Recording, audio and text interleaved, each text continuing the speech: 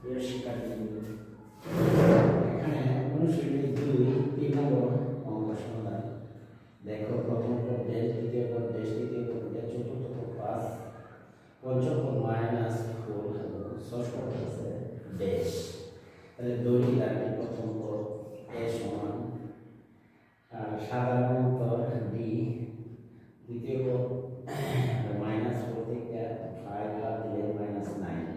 তাহলে এর তমপদের সূত্র আমরা জানি n - 1 * d মান বসাই দাও, তাহলে দেখবা প্লাস আছে মাইনাস এ -27। তাহলে আমরা চতুর্থ পদের মান সমান প্রশ্ন অনুসারে দেখা যায়। তো আমরা এর মান পেলাম